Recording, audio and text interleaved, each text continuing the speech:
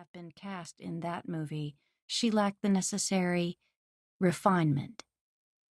In Colt's photograph, she's dressed like a singer at the Grand Ole Opry, the costume party equivalent. All Colt saw going out the door was, I'm guessing, some ratty old shoe and a cloud of cigarette smoke, but he kept those photographs. One where she's holding him, he's about 2 years old, and Juna is so miserable, one side of her mouth has collapsed. She has had a stroke of misery. In the other, she is modeling her Opry dress, white, some predecessor to vinyl, and her white boots, along with her big hair, which is black like Colt's, and does appear to be leading her out of the frame and into whatever her future was. No one knows. If only he'd been facing the camera, I, could see his eyes, which were round, irises so black there was no end to his pupil. Hair from Juna, eyes from his father, Clyde Sr., of whom there are a number of photographs, but no one is interested in them. Not much to him, as I understand it. He was born to be Juna's victim and live in the same house with his widowed mother and give up on raising his only child after the child's mother left. Well, what was the man to do but walk slumped over every day to his job at the gas station and, am I right? Did his teeth eventually melt?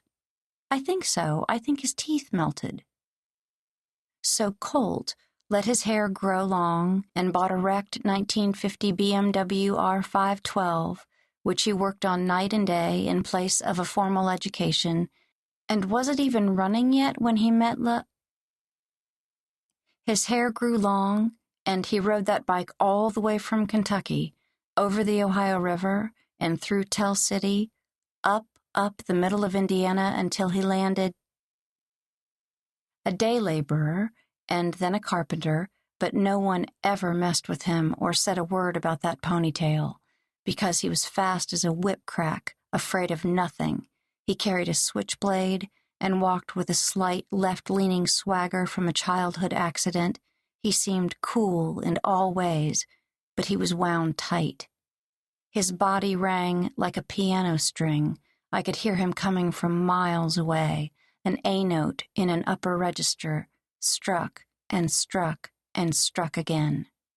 His hands were ruined with work, and before he stopped touching me, he would sometimes run his hand over my back and leave a dozen snags in the material of my shirts. He maybe didn't even have fingerprints anymore. In the winter, he drove a '73 Ford truck, an F-100 with a 360, brown, that specific shade of brown of 1973. The muddy dogs jumped in the front seat. Barn boots weren't even wiped in the grass before driving.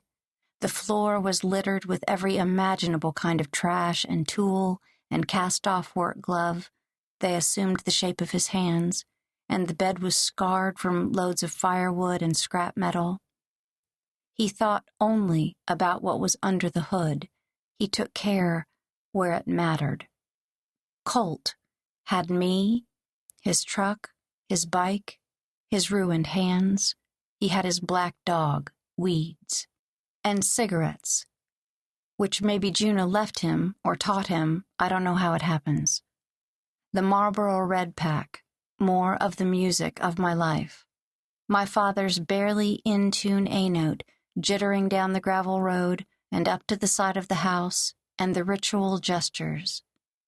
Peel away the silver strip that seals the rectangular box, pull off the upper cellophane, throw it on the ground, in the bed of the truck, whatever. Knock the box against your forearm 3-4 times to pack the tobacco.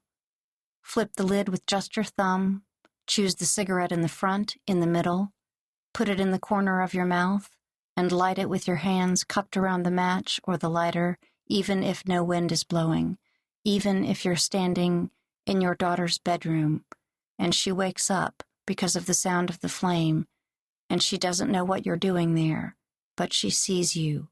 She would give you anything. She would fillet herself to keep you there, to take you in under the cheap coverlet.